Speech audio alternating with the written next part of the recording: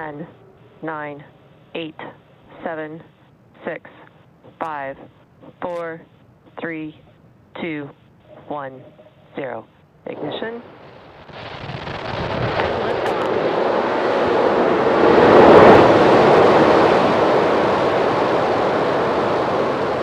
Vehicle is pitching downrange.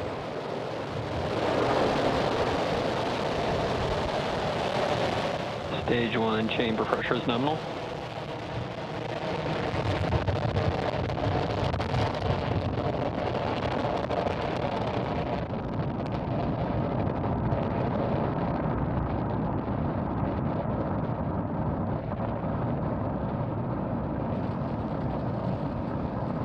T plus 40 seconds into flight. It is dark, but we can definitely hear Falcon 9. We have successfully lifted off from pad 39 at Kennedy Space Center, carrying our stack of Starlink satellites into orbit.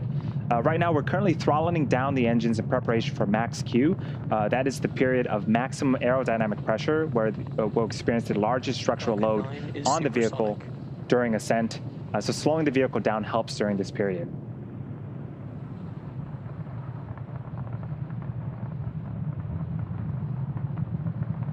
Max Q. And there is the call out for max Q. We've just passed the period of maximum aerodynamic pressure on Falcon 9. In about a minute, we have 3 events happening back to back. First up is main engine cutoff, also known as MECO. This is where all 9 Merlin engines on the first stage will shut off to slow the vehicle down in preparation for the second event, which is stage separation. During stage separation, the first and second stage will separate from one another, with the first stage starting to make its way back to Earth for a landing attempt on our drone ship, while the second stage continues its journey with the third event, Second Engine Start 1, also known as SES-1. During Second Engine Start 1, this is where we'll light the Merlin vacuum engine on the second stage and propel the second stage along with the Starlink satellites into orbit. The first event, MECO, should be happening in about 25 seconds. And there's an animation of where Falcon 9 is currently at, just heading east from the coast of Florida.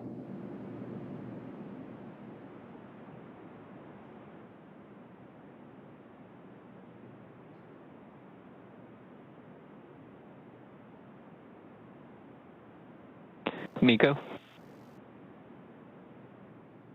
Stage separation confirmed.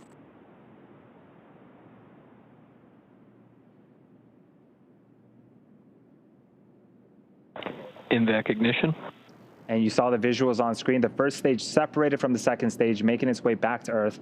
And we have a beautiful startup of the Merlin vacuum engine on the second stage. Coming up in a few seconds here is fairing deploy.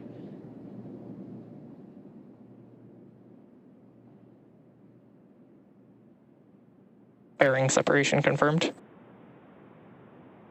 And off goes the fairing halves, exposing the batch of Starlink satellites on top of the second stage. As a reminder, we will be attempting to recover the fairing halves today with our recovery ships Go Searcher and Go Navigator.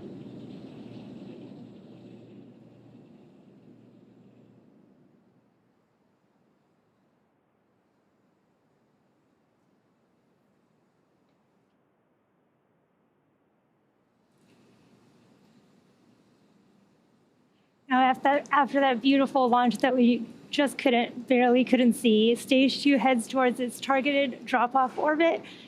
Stage 1 is going to execute 2 burns in order to make its way back down to Earth. The first is the entry burn, where 3 of the M1D engines will reignite, and this will help slow the stage down as it re-enters the upper part of the Earth's atmosphere.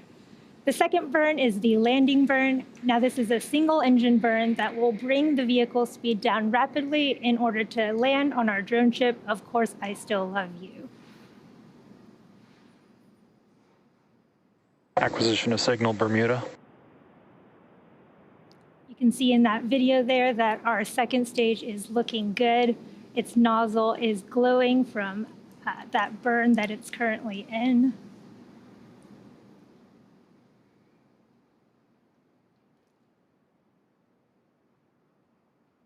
And again, our second stage is carrying our 60 Starlink satellites to LEO, or low Earth orbit. That's about 550 kilometers above the surface of the Earth. For reference, most satellites are actually in GEO, or geostationary orbit, which is over 1,000 kilometers above the surface of the Earth. And the reason that we have our Starlink satellites in this lower orbit is that it reduces the round-trip time that it takes for data to travel between the user and the satellite, reducing what is known as latency and improving performance in activities like video calls and online gaming.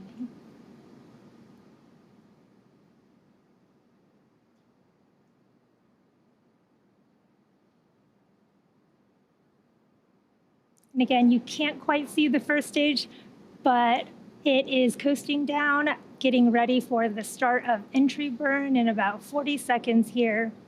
It is coasting using its 4 hypersonic grid fins and the occasional burst of nitrogen gas from its attitude control system.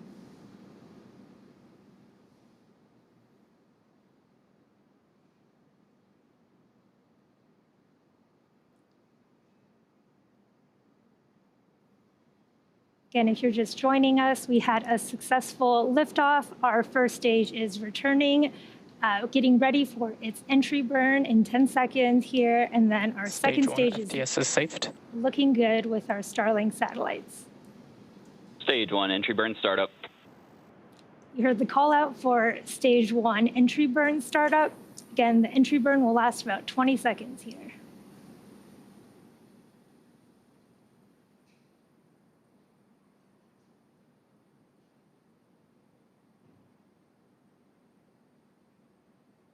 Stage 1, entry burn shutdown. We've had confirmation of a successful stage 1 entry burn. And if you've been following SpaceX news, this is actually the second landing that we're attempting in the past 12 hours. Continue to follow nominal trajectories. The first one being our Starship serial number 10, which successfully landed in South Texas just earlier this afternoon. And again, our first stage is designed to be reflown 10 or more times with minimal refurbishment between flights, and this is the 8th flight that this particular first stage has been on. In comparison with Starship, our Starship vehicle is designed to be fully reusable.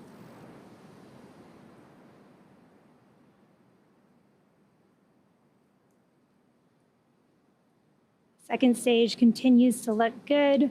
And we are less than 30 seconds now from the start of our landing burn.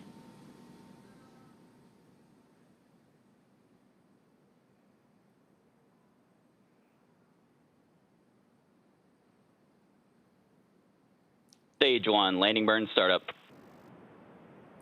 You heard the call out for our start of landing burn.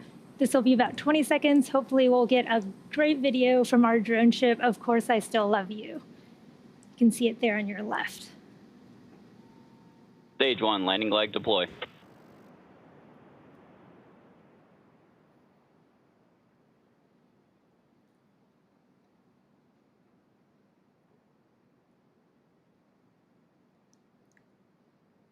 Stage 2 FTS is safed.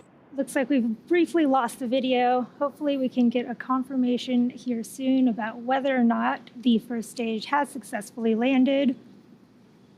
Meanwhile, second stage is still looking good. We did just have confirmation of our successful stage 1 landing. This will mark our 75th successful recovery of an orbital class rocket, the 8th recovery of this particular booster, and our second landing in the past 12 hours. Again, this is the second time that we've recovered a booster for the 8th time. And in just a few seconds here, you're going to hear the call out for, well, we just had a call out for SECO 1, in fact, for our second stage, and a confirmation for a good orbit. And now that stage 2 is going to coast in this orbit for the next 35 minutes or so. And while that happens, we'll take a look at this animation showcasing where we are in the coast phase, and we'll see you back here at T plus 45 minutes for a second stage relight.